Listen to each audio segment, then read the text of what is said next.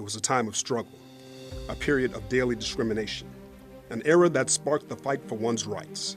And yet the war had only just begun. It was 1941, and the U.S. was at war. However, while battles ensued far overseas during World War II, another fight was already taking place close to home soil. Although President Franklin Delano Roosevelt banned discrimination against African Americans in the defense industry that year, segregation in the armed forces remained. Nevertheless, more than 2.5 million African Americans registered for the draft when the war began, and over 1 million served. As a result of this dual fight for freedom, African Americans pursued a double victory, one over access abroad and the other over discrimination at home. Hello everyone, and welcome to this special electronic field trip. This webcast is coming to you live from the National WWII Museum in New Orleans, Louisiana. I'm Commander Damon Singleton, meteorologist and retired naval officer. Throughout the entire month of February, we call special attention to the stories of African Americans. The founders of Black History Month, the Association for the Study of African American Life and History, or ASALH, provide a theme each year focusing on historical issues of importance. 2018's theme is African Americans in times of war. Through that lens, this webcast will spotlight significant history and perspectives of Black Americans with students like you all across the country. Today is also Digital Learning Day, and we have a unique opportunity for you to learn and participate live with us right from your classroom. Throughout the program, there will be polls for you to vote on that help inform our story. Shortly, we'll be joined by a World War II expert and the museum historian, Dr. Rob Citino, who will be providing insights and answering some of your questions. If you're watching on the museum's website, you can ask questions and answer polls in the box directly below this screen, or you can go to slido.com and type in the code #S085 to join in the conversation. Captioning of this program is also available below. You'll also meet our two excellent student reporters, Mizani Ball here in New Orleans, and MACEO CARNEY, broadcasting from California's Bay Area. They are exploring important sites, checking out historic artifacts, and talking to very special guests along the way. Before we take this coast-to-coast trip with MACEO and Mizani, we began our story with a date which will live in infamy, December 7, 1941. It's a day that shocked our nation when Japan launched a surprise attack on the U.S. Pacific Fleet at Pearl Harbor. The next day, Congress declared war. In addition to Japanese expansion in the Pacific, the Allies fought to stop the spread of fascism as Nazi Germany took control of large parts of Europe. The country's military and defense industry mobilized to fight and support a global conflict. Our factories buzzed around the clock, and our military swelled to millions of Americans. Starting our exploration today is reporter Mizani Ball, who was in the museum's Arsenal of Democracy exhibit to learn about the buildup of our war industries and what these expanded opportunities meant for Black Americans. But first, let's take a look at the opening poll question. True or false? Companies that received contracts from the government to build war materials were free to segregate white and Black workers in factories. A for true, B for false. We'll reveal the answer once we return. Okay, take it away, Mizani. Hi, my name is Mizani Ball, and right now I'm with educator Shelby Johnson in the museum's newest exhibit, the Arsenal of Democracy, the Herman and George Brown Salute to the Home Front. Welcome, Mizani. I brought you to the exhibit today so we can talk more about discrimination in factories. Now, we were in a time of war, so jobs were plentiful, they were easy to come by for both men and women. But this wasn't the case for African Americans. If you were African American, it was very unlikely that you could easily get a job. Even white labor unions protested the employment of African Americans, and sometimes white employees would actually resort to violence against African Americans who were applying for these jobs. Now, did anyone speak out about this, and how? Yes, there were protests all over the country. One that's really famous that never really took off was one that was proposed by a man named A. Philip Randolph. He organized 100,000 railroad workers to march on Washington. The reason he did this, he felt that the federal government wasn't really taking a stand against this discrimination in hiring practices. President Roosevelt eventually yielded to Randolph's demand, so the protests didn't take off. Instead, President Roosevelt issued Executive Order 8802, which made it illegal to have discriminatory hiring practices if you were a factory that had a wartime contract with the government. Let's take a look at this poster here. This is a poster that was issued by the government to enforce Executive Order 8802. What do you notice here? Well, instantly I noticed the black worker and the white worker working together, which kind of symbolizes the united, we win. And then I also see the American flag in the background. Yes, so what do you think the overall message is here? I feel like the overall message here on this poster is saying that together we can come together and work together and get things done, and that segregation really isn't the way to go. Yes, that appears to be the overall message here, but we have to remember this wasn't the reality in factories. During the war years, we were living in a time of both legal and de facto segregation. Now, when we think of legal segregation, we're thinking of the Jim Crow laws, things that were on the books. But de facto segregation was more social, the status quo, what people found as normal. So once these African Americans were hired into factories, they could still be segregated in the workplace. So this wouldn't be a typical image of a black man and a white man working together. In addition, African Americans were discriminated against and segregated in cafeterias, even in entrances into the building. And when factories did provide housing to their employees, they would even segregate the African American and white employees that way. Now let's go over and take a look at another poster that shows us Pearl Harbor survivor Obi Bartlett. What do you see? Now I see Obi working with a tool in his hand, and he's missing an arm. And I know he served in the military before getting injured at the attack on Pearl Harbor. And it says here that he takes his job in the factory serious as his time in the war. And then it also says that twice a patriot, which kind of means for me that even though he's African American and he's an injured veteran, he still matters. So what do you think the overall message is here to African Americans? Now, I think the overall message here is to reinforce to African Americans that working in a factory is critical to winning the war, and that, like you and Obi, we have to make sacrifices in order to benefit the global struggle. Yes, that's exactly correct. And African Americans here in the United States often received mixed messaging like this, because on the one hand, this poster is telling you it's your patriotic duty to work in a factory. But on the other hand, as I told you earlier, African Americans were discriminated against in the workplace. Now, African Americans did have some progress in factories. At the beginning of the war, we had about 500,000 African Americans working in defense jobs. By the end of the war, we had approximately 1.5 million African Americans working in these defense jobs. Now, even though they were employed, they weren't always receiving the best jobs or the best pay, so they were still being discriminated against in the workplace. Okay, let's take a look at the answer to our first poll question. Companies that received contracts from the government to build war materials were free to segregate white and black workers in factories. And the answer is true. As you heard Shelby in the last segment, hiring discrimination was eased by Roosevelt's Executive Order 8802. But once hired, the order didn't prevent those companies from segregating black and white workers. To get a bit more insight about war work on the home front, let me welcome in Dr. Rob Citino, the Samuel Zemurray Stone Senior Historian here at the museum. So Shelby and Mazani were exploring the museum's Arsenal of Democracy exhibit. What exactly does that mean?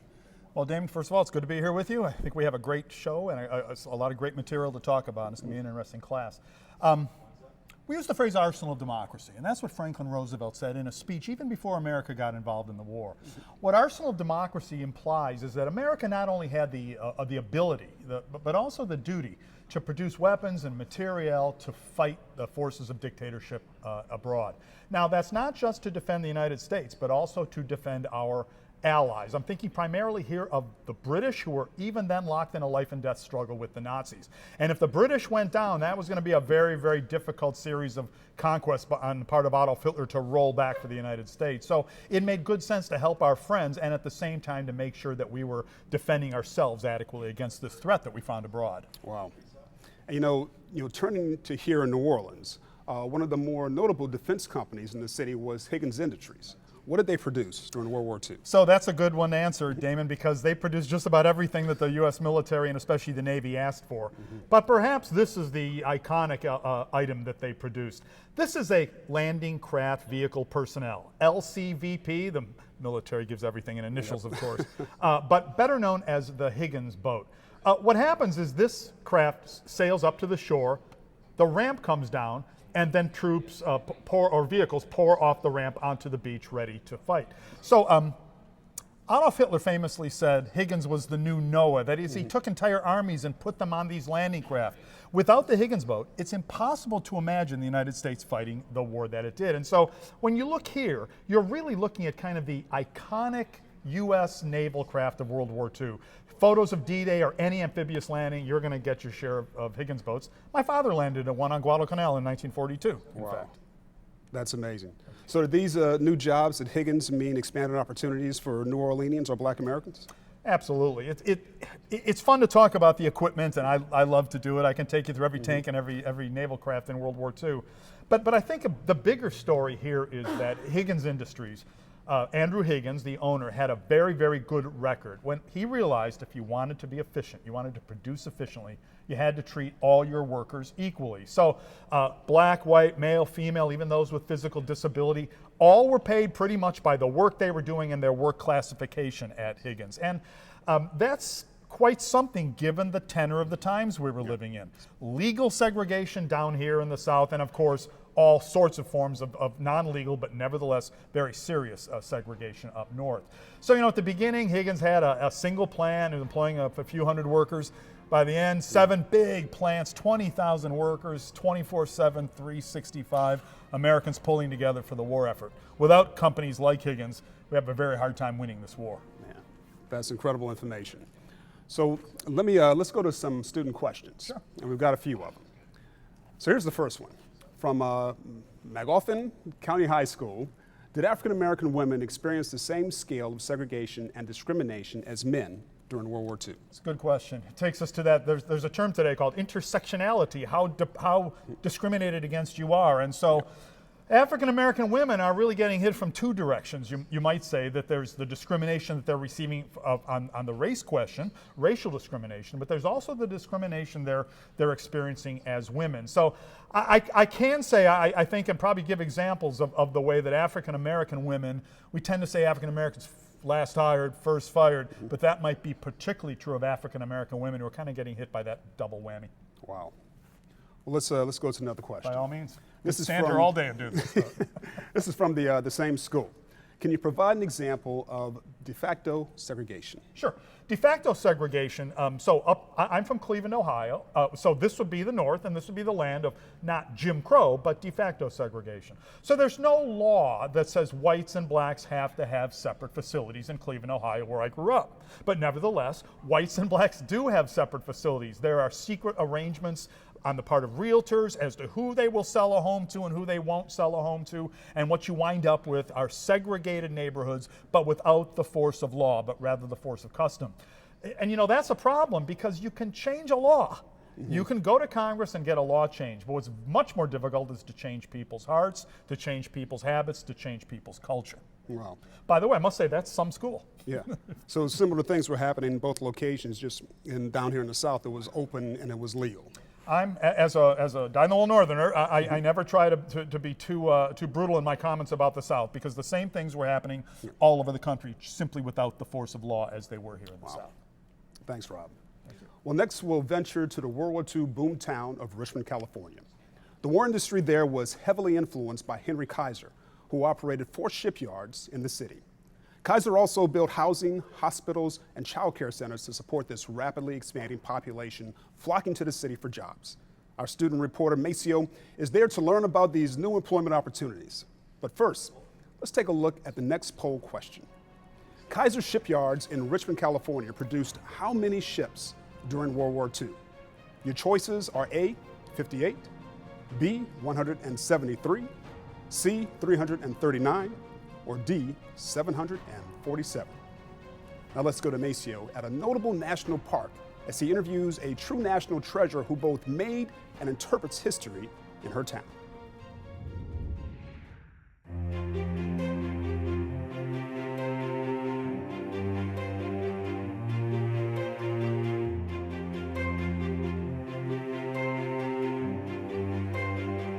Hey everyone, my name is MACEO CARNEY and I go to school right here in the Bay Area. Today I'm taking you to sites around Northern California to learn a bit more about African Americans during World War II. We're here at a really neat national park, the Rosie the Riveter World War II Homefront National Historic Park in Richmond, California to discover more. The Rosie the Riveter World War II Homefront National Historic Park tells the story of millions of Americans who mobilized after the attack on Pearl Harbor to support the war effort, causing shifts in our society and our culture. Despite being united in a common purpose of defeating the Axis, not all Americans received fair or equal treatment, even with plentiful new employment opportunities.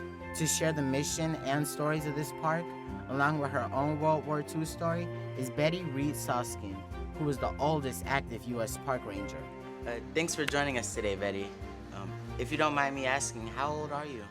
I'm 95 and will be 96 in September.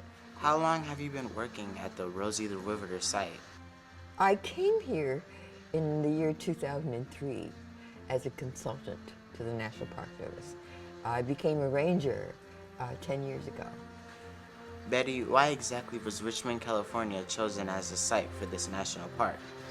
Well, though there were many, many boom towns that grew up throughout the country around defense plants, it was only here in Richmond there were enough still standing structures related to that era through which to interpret the history. Everywhere else, they'd been redeveloped out of existence. Here in Richmond, though those sites were not revered as historic landmarks, this was a city that was a very poor city that couldn't afford to knock them down and put something else up. The signs of the Richmond shipyards were still here. All of that history was still evident in the city of Richmond. So it became the only place in the country through which you could interpret that history with any kind of accuracy. Lots of new jobs in Richmond, but not for all Americans, right? That's right. That's right. Except that Henry Kaiser, for his 4 Kaiser shipyards, imported a workforce of 98,000 black and white Southerners out of the 5 southern states of Mississippi, Oklahoma, Arkansas, Texas, and Louisiana. These were whites coming off the Dust Bowl and blacks coming up from the slow mechanization of cotton. Everybody recovering from the Great Depression of the 30s. Possible for a black man to be standing on the sidewalk in Jackson, Mississippi, where Southern tradition would demand that he not only not make eye contact with a white person, but that he also step into the gutter if a white person approached. That man could find himself tapped on the shoulder by a Kaiser recruiter and find himself 2 weeks later in the city of Richmond, riding in the front of the bus 10 years before Rosa Parks would refuse to give up her seat in Montgomery, Alabama. So here in Richmond, that cauldron that absorbed all of those Southerners had to deal with it without benefit of focus groups and diversity training. They had to all answer the mission of their leader, which was simply build ships faster than the enemy could sink them, with no time to take on a broken social system. They were all living under the common threat of fascist world domination. So the black and white struggle played itself out on the city of Richmond in many, many ways, unlike other parts of the country. I see we're sitting next to a sign that says Double Victory. What does that mean? You know, it's striking to me that that's so forgotten. African Americans come here and they've never heard of the Double V campaign. And it really was the campaign that set in motion what happened in the 60s. It was actually created by James Thompson, who was a young man in his mid-20s who was due to be drafted into the armed forces and who sent in a letter to the Pittsburgh Courier, which was probably the most widely read black newspaper nationally. And he sent it in saying that he was perfectly willing to fight for his country, but that he thought that there were two battles, that he thought that his people, African Americans, those like us, should not only be fighting for victory overseas, but they ought to be fighting for justice at home. And he encouraged the creation of the Double V campaign that was promoted by the Pittsburgh Courier. And it became actually a national movement. Did you see yourself as a Rosie the Riveter during the war? No, I didn't. I don't even see myself as that now. The country that we were then is not the country that we have, the nation that we have now. For instance, I grew up as a child of the service workers generation. Our fathers and our uncles were the red caps and the Pullman porters and the bellhops and the janitors and the laborers, and our mothers were 50 cents an hour domestic servants.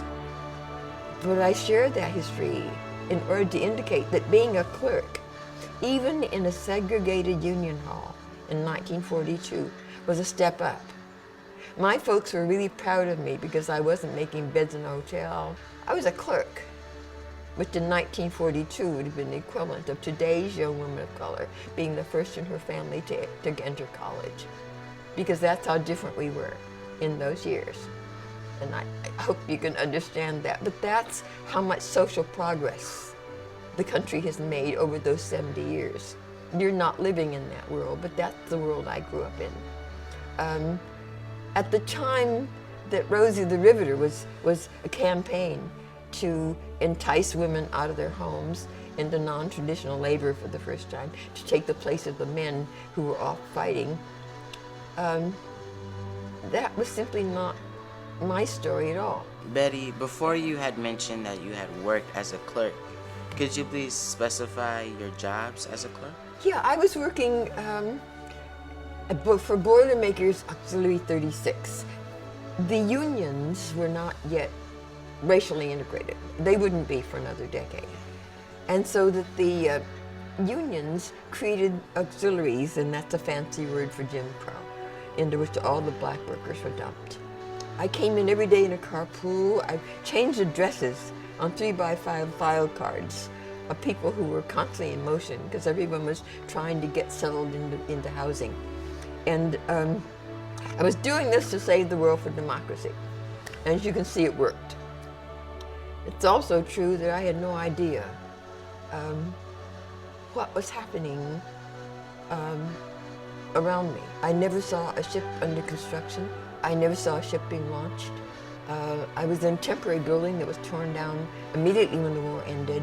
At 20, I was what, maybe 4 years older than you are, 5 years?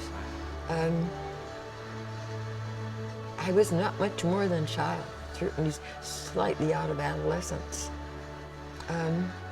The larger political issues were not a part of my life at the time.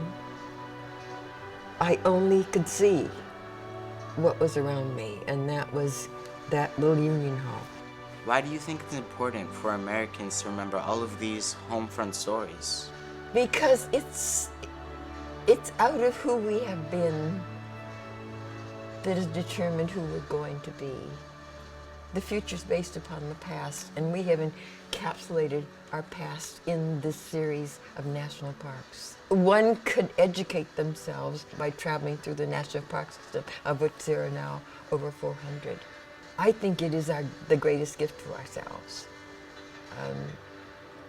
And it is important, especially for African American children, to go back and walk through the past, because we've been left out of a lot of history, but we can reconstruct it, and that's what we're doing. That's what we're doing here. These historic sites spread throughout all of Richmond remind us of the tremendous economic, social, and cultural changes on the U.S. home front brought about by the war.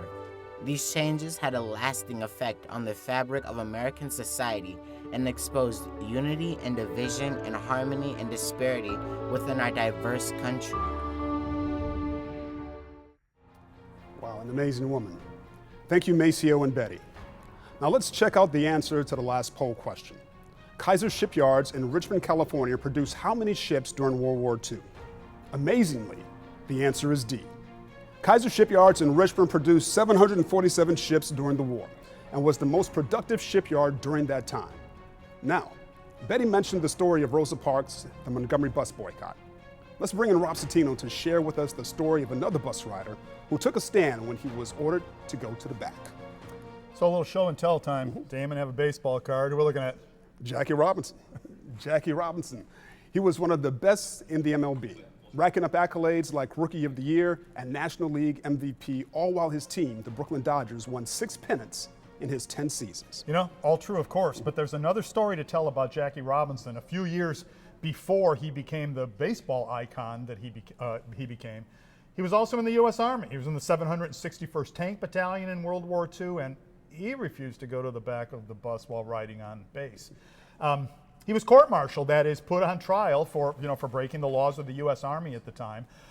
He managed to go public with his story, went to the Pittsburgh Courier, one of the great African-American newspapers of the day, and won defenders in other newspapers as well. And he got his story out. The charges were dropped, and eventually Jackie was acquitted of all those charges and discharged from the Army. But a shout out to that unit too, the 761st Tank Battalion. They were in combat almost constantly during World War II. An African-American unit, 138 straight days at the front in contact with the Germans. I don't know if it's a record, but it's certainly something worthy of an accolade. They went by the nickname, a name much in the news nowadays. They were the Black Panthers. Okay. and just fought as well as any unit in the entire U.S. Army in World War II. So, this is the kind of story we're trying to tell here today. There's a view of combat in World War II that largely emphasizes the white soldier. We're trying to broaden that picture a little bit today. Because I know I certainly didn't hear much about this unit when I was growing up. Yeah, there's today you can find a lot of good books on the 761st, the Black Panthers. Wow. So an inspiring and courageous story of one of America's most highly regarded sports heroes and a unit in which he served. Let's turn to a couple of questions. Absolutely. Let's do it. So this is from Benjamin. Did Henry Kaiser provide services to support his workforce? He sure did.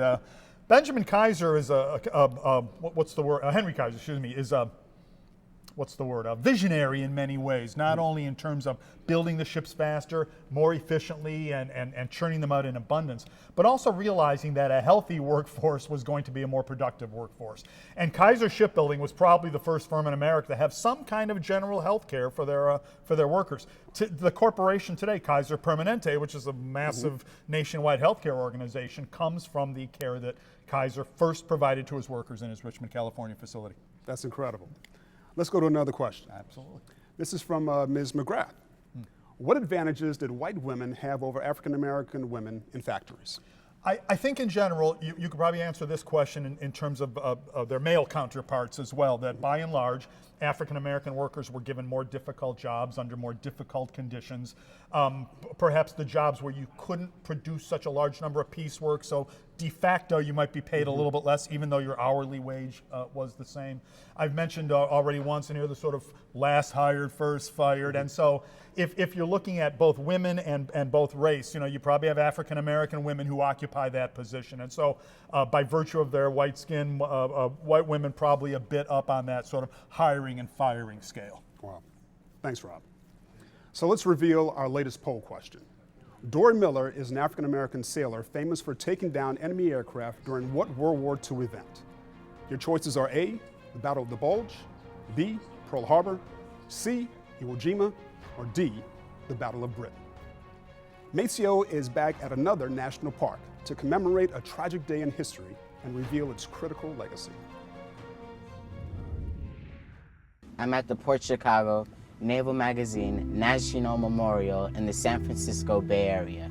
This site commemorates the 320 lives that were lost in the largest munitions explosion in U.S. naval history. It was the worst disaster to happen here at the home front during World War II. Let's go check out the memorial to understand what happened here on that tragic day in 1944. On July 17, 1944, Navy sailors were loading explosives and ammunition into ships right at this port. When a massive explosion occurred at 10:18 p.m., it created a fireball approximately 3 miles across and was felt over 450 miles away.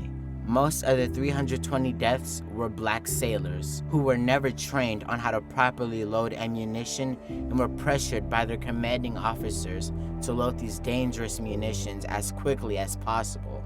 Let's talk with Kelly English, who was the National Park Service Ranger here at the site, to find out what happened next. Hi Ranger Kelly, thanks for joining us today. Could you tell me what type of work was going on here at Port Chicago during the war? Absolutely. Here at Port Chicago, during the war, even before the attack on Pearl Harbor, the Navy had identified that they needed a place that had deep water to be able to load munitions. And munitions are all of those huge bombs and missiles and warheads that they would use during the war. And there are only a few locations along the West Coast that had water that was deep enough to be able to have these huge ships come in and be loaded with all of these munitions. And so they were already building a facility here at Port Chicago, which was called Port Chicago Naval Magazine. And this was the main place where munitions were loaded to go out to what we call the Pacific Theater during the war. Who was working here and what were they doing? Here at Port Chicago, many African American sailors who signed up to work with the Navy were assigned here to help load munitions. And the work of loading munitions was extremely dirty and it was extremely dangerous because these are huge bombs and explosives and warheads, and it was a really dangerous sort of work. And essentially you had a situation where you had almost an exclusively African American crew of sailors who were doing the most dangerous job in the Navy, stateside at least. And it was a really very segregated situation in that it was the African American sailors who were assigned to do the dirtiest, most dangerous work. And that was pretty consistent with military practices at the time. Along with segregating like that comes a hierarchy of who is considered to be more important and, in this case, more expendable.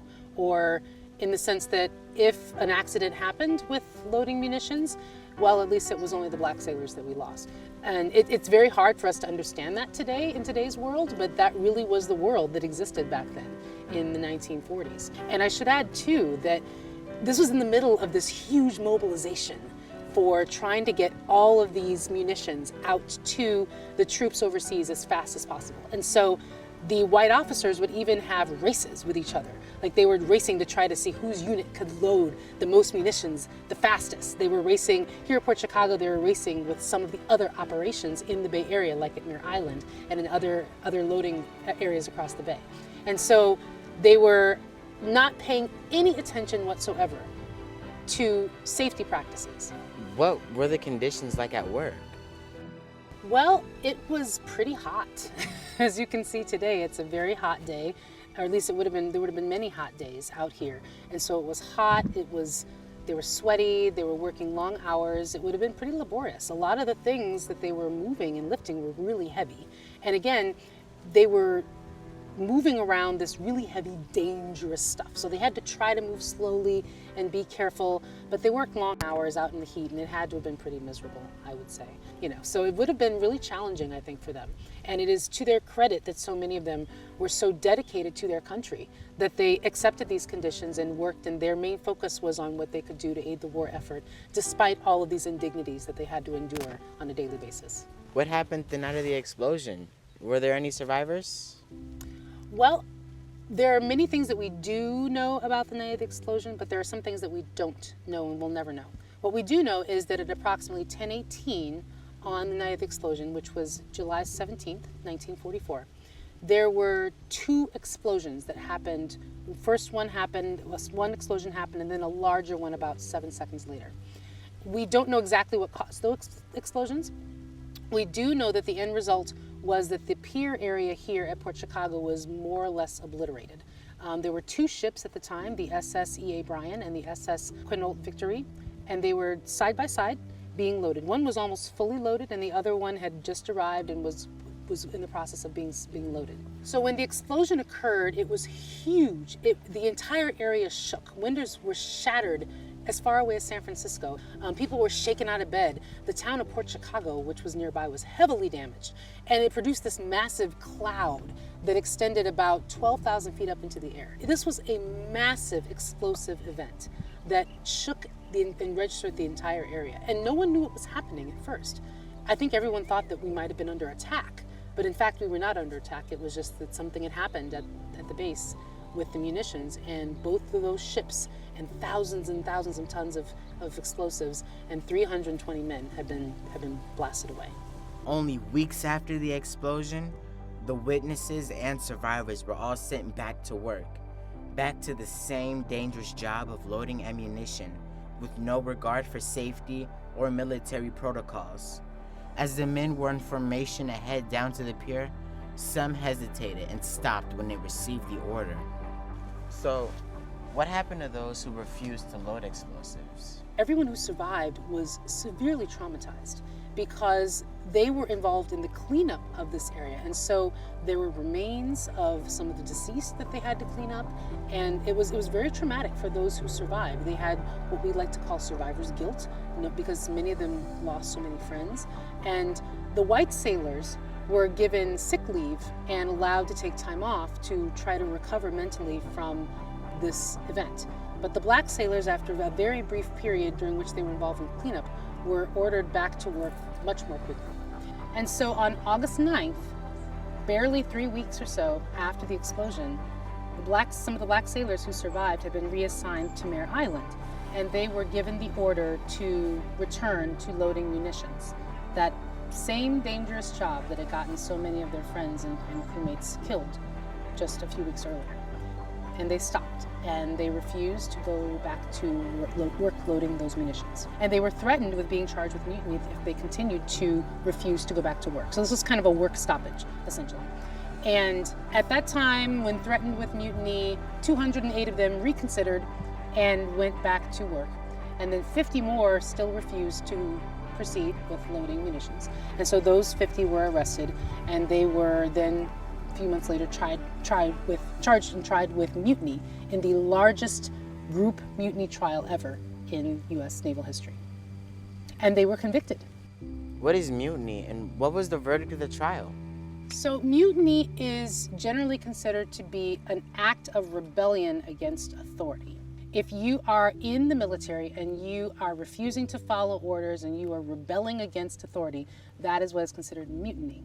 Now, mutiny also can be very narrowly defined as something as simple as, again, refusing to follow an order. We're here at a special event. What makes this event so important?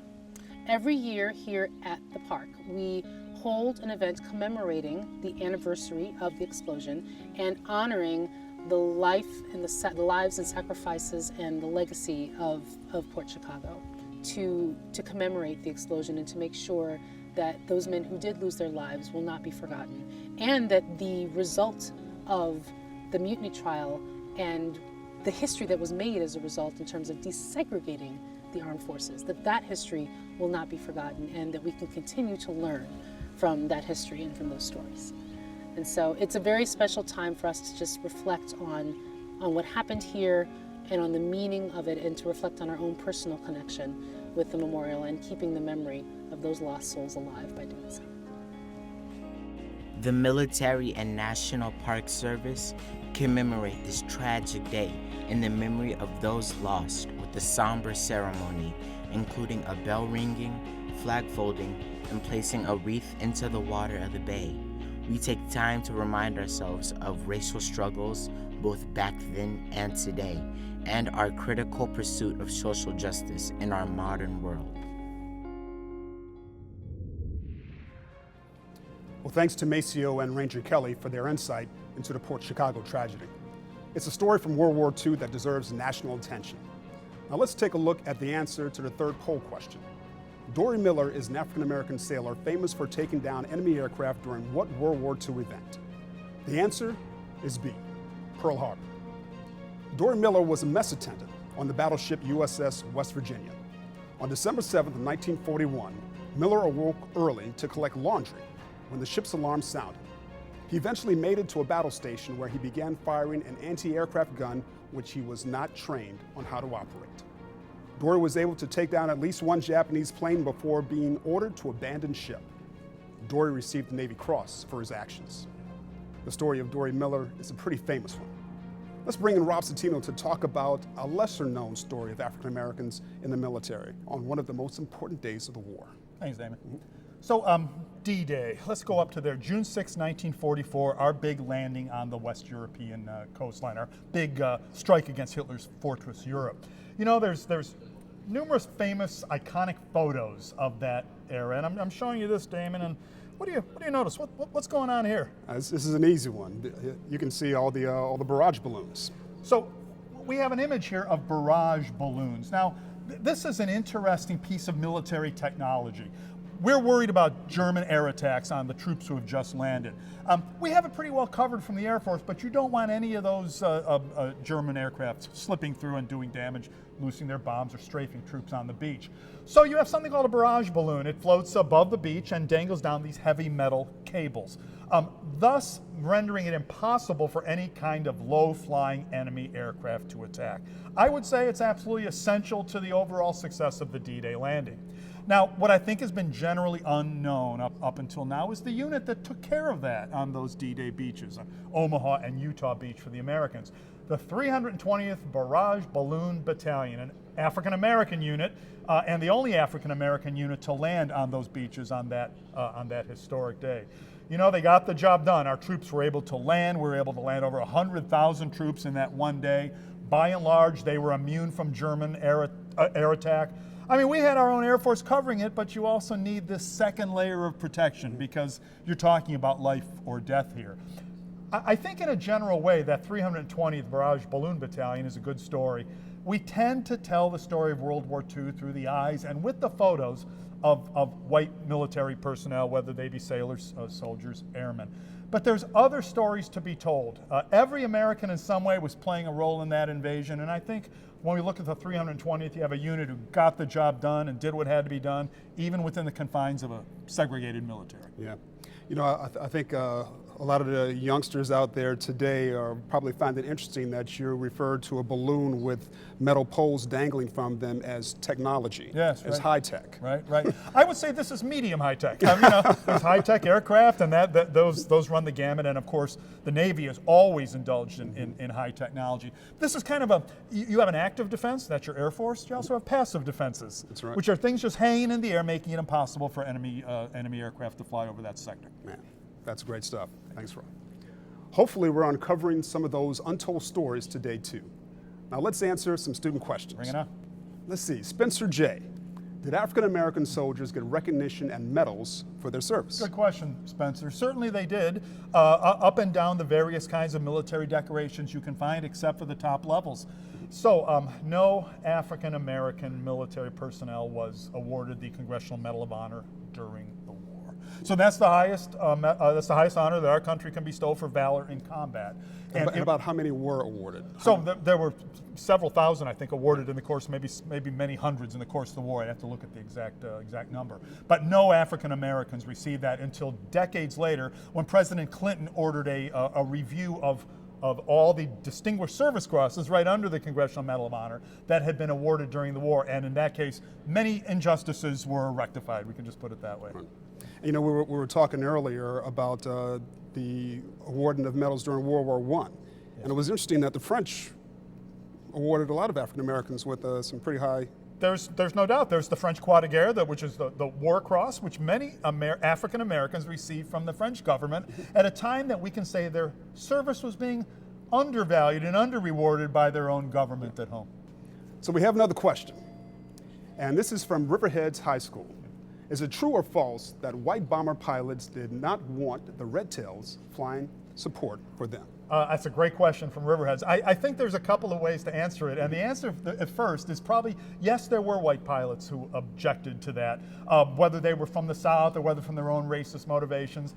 After they'd seen the red tails in action, there's nothing that a bomber pilot loves more than a friendly fighter aircraft flying immediately overhead, below, or on your flank. So I think this is an example of where African Americans really were able to shatter stereotypes. Whatever kind of racist misconceptions you might have had about that at the beginning, you were probably glad the red tails were there by the end. Yeah, and you know, in the movie Red Tails, it was kind of initially a lot of them did have problems, but they were big fans.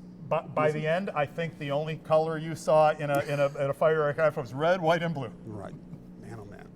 So Rob, we've got, let's see, one more question. Sure. From Isaiah E.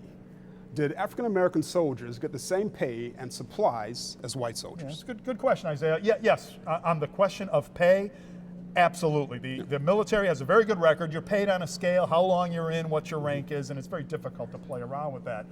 In terms of the second part of that question, though, about supplies, I think it's safe to say that the segregated military gave sort of second-rate supplies, whatever was left over, maybe surplus in some ways, that rarely did African-American units get the sort of state-of-the-art weaponry and supplies that maybe some of their white counterparts did.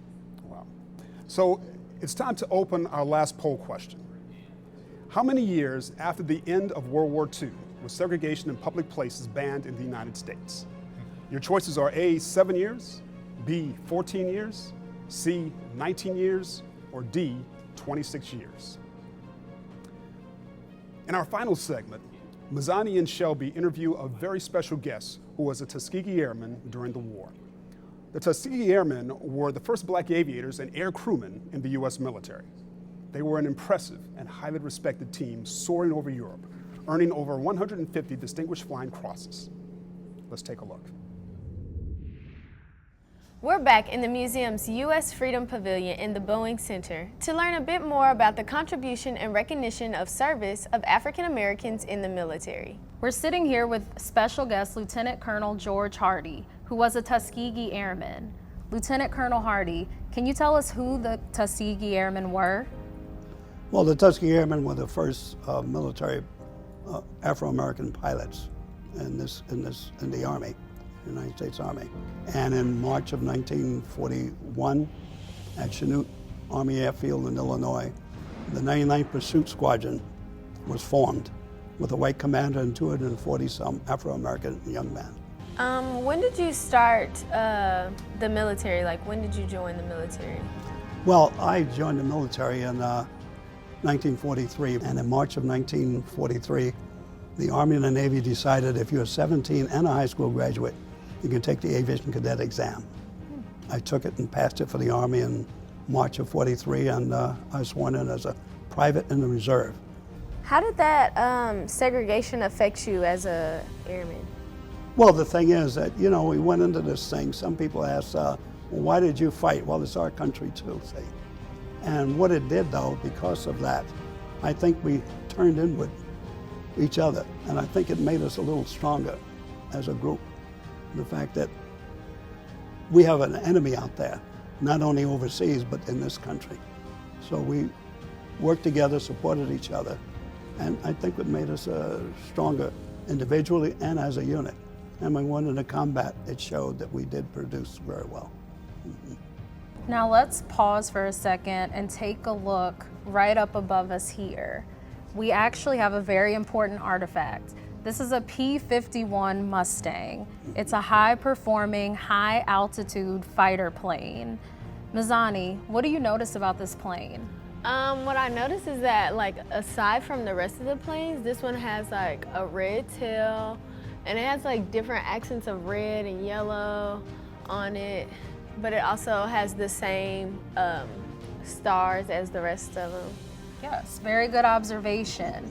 Now that red paint job on the tail, that got the Tuskegee Airmen the nickname the Red-Tailed Angels. The bomber pilots they would escort actually were so happy and thankful for the job that they did. They referred to them as the Red-Tailed Angels. And on this plane, you'll actually notice that there's a name painted on the side. The name is Bunny. This plane is painted in the likeness of Dr. Roscoe Brown's plane, which had the name Bunny. And there's one other thing on this plane. You'll notice a Nazi flag on the side. That indicates that Bunny shot down a Nazi jet that flew over 100 miles per hour faster than this plane flew. Did you fly a plane like this one? Yes, I did. And I ended up flying 21 combat missions overseas in March and April of 1945. I was 19 years old at the time. Wow. But the war ended in March and May of 1945. And it was a beautiful airplane. Like I say, I had my Rolls Royce engine at the age of 19. Could you just describe what it was like for you to fly in a plane like this during that time? Well, it was out of the world. Second lieutenant flying a P-51 Mustang. Most people consider that the best airplane in World War II. And was fast, responsive, and whatnot. And flying formation, I usually flew as a wingman over there, and I was a second lieutenant. But also, we did a lot of strafing. If we weren't escorting bombers, we'd go down over Germany in flights of 4, looking for targets of opportunity to destroy trucks, trains, whatnot, that the Germans may use to move supplies around. But the plane was so responsive, much more so than, say, the P-47. So, it was just delightful. Mr. Hardy, could you tell us if the Tuskegee Airmen ever received any recognition while going to war? Well, yes. During the war, the Tuskegee Airmen received hundreds of air medals awarded for flying over Europe, and they also received close to 100 distinguished flying crosses for their service over there. George, how was your experience after the war when you came back home? When we came back to the States, nothing in the States had changed. When I came back in August of 1945, the war had ended in the Pacific also. And we landed in Virginia and went to a replacement center in North Carolina. I wanted to stay around airplanes, even if I couldn't fly any longer. So I asked about maintenance, electronics maintenance on airplanes. And I was able to apply for a school and went to that school. I was selected September for 10 months to Keystone Field. But in July, President Truman signed an executive order directing the Army, Navy, and Air Force to submit plans for racial integration. Within a month and a half, the Air Force had deactivated 332nd at Lockburn, and in a period of weeks, the hundreds of people at Lockburn received orders to Air Force units all over the world. The Air Force, in essence, integrated within a short period of time, the first of the service to integrate. And I finished school in 1949 and was assigned to the 19th Bomb Group on Guam.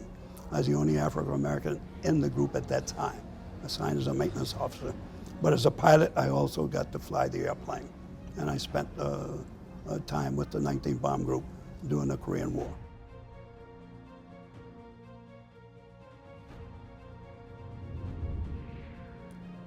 The Tuskegee Airmen. Thank you, Mazzani, Shelby, and Lieutenant Colonel Hardy for such an inspiring story. Now let's uncover the answer to the final poll question. How many years after the end of World War II was segregation in public places banned in the United States? The answer is C, 19 years after World War II ended. In 1964, the Civil Rights Act legislation was passed by the U.S. Congress to end segregation in public places and banned employment discrimination on the basis of race, color, sex, or national origin. Thanks, Damon. So as we heard from Colonel George and Ranger Kelly, the armed forces began to integrate in 1948, but you know, it was still a long, long road to full integration for African Americans, either in the military or in American society at large. You know, you have a situation, and I've verified this personally from testimony, where you could be a German prisoner of war in the United States, and you had full use of all the facilities available to white Americans, where an African American warrior, someone who had fought against Nazi Germany or Imperial Japan, someone who had brought victory to our country, still had to use those second-rate and segregated facilities. And it's an amazing story, and if I hadn't heard it from people's own lips, I have to admit I would not even believe it. Wow. That's kind of hard to hear. Jim Crow laws were still in full force down here in the South. Yes, and as we've said earlier, you know, I'll reiterate it. I'm from the North, and I try not to give the North a pass either. Jim Crow was bad, and so was the kind of de facto segregation we found in the North. But you know, we can take a look at a few heroes, I'll call them, because I think the word is entirely apt, and who fought the civil rights struggle after the war and who were influenced by World War II. So first, let's think about the story of a young lawyer who took part in the Port Chicago trial, Thurgood Marshall. The chief counsel of the NAACP, he appealed the verdict of the Port Chicago 50 trial. 9 years after World War II, he secured a major victory in the famous Brown versus Board of Education trial, which finally declared school segregation to be unconstitutional, that you could claim separate but equal, but it was a myth, and it always had been a myth. Separate was inherently unequal. Marshall went on in 1967 to become the first African-American Supreme Court justice, served till 1991. He was a meticulous, he compiled a case meticulously. He could also argue a case. And for most of my adult life growing up and becoming aware of politics, I was seeing Thurgood Marshall a major player on the American scene. Or think about another kind of story, a man named Medgar Evers. As a young man, 17, he enlisted in the U.S. Army and participated in the Normandy invasion. He served in France and Germany and was honorably discharged in 1946. After the war, he returned home to Mississippi, his home state, earned his college degree from Alcorn, I believe it was A&M at the time, Alcorn State University today. He became the first field officer in Mississippi for the NAACP, not an easy job, where he helped double membership in a few short years. He helped James Meredith integrate the University of Mississippi, that landmark moment in American history, when we said you can no longer have a public facility that is reserved for one race or the other. Riots broke out on Mississippi campus and across the South and in other parts of the country as well.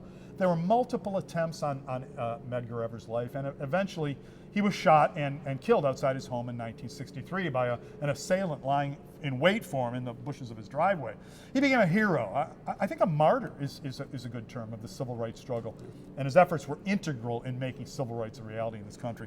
It's, I'm a little bit older than you are, Damon, and I remember a song by Bob Dylan, The Ballad of Medgar Evers, and in fact, if we had enough time, I would sing every word of it right now, but I think we'll just say to folks that you can find it online because it's a good evocation of that event. Finally, I think we have moments when individuals of different marginalized or discriminated groups band together in the pursuit of equality. And I'm thinking here of Ina Sugihara, a Japanese-American activist whose work focused on building multiracial civil rights alliances. She migrated from California, where she was born, to New York before the forced internment of the West Coast Japanese after the attack on Pearl Harbor. Founding member of the Nonviolent Congress of Racial Equality, or CORE, who've done good work and continued to do good work for the longest time. She helped lobby for the establishment of World War II era protections in housing, in job discrimination, in hiring practices, in education, and has just been had done good work for the rest of her life. So these are a few examples.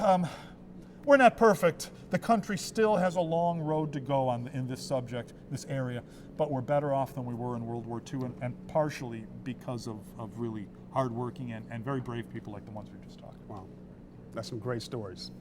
Thanks. So obviously the story doesn't end with World War II or the Civil Rights Movement. All Americans have the important privilege and commitment to remember our country's history and to work towards the goal of equal rights and protections guaranteed in our Constitution. The individuals and groups we've profiled here today, along with many others, are models of courage, strength, and perseverance. Teachers, if you want to continue to explore this topic in further depth, be sure to check out the high school or middle school curriculum guides for this electronic field trip located on this webpage below. The museum's Fighting for the Right to Fight, the special exhibit, is traveling all across the country. It's currently at the Durham Museum in Omaha, Nebraska. Check the museum's website for more information and to see if the exhibit is coming to a location near you soon. Thank you all for joining us today for this electronic field trip. A special thank you to our National Park Service partners out in California for welcoming us into your amazing parks and sharing these powerful stories with us and students across the country. A special recognition also goes to Betty Reed Soskin and Lieutenant Colonel George Harding for their inspirational messages and testimony. Also, many thanks to our sponsors for making this electronic field trip possible. From the National WWII Museum in New Orleans, This is Commander Damon Singleton and Dr. Rob Citino. Thanks for welcoming us into your classroom on Digital Learning Day. Thanks, Damon.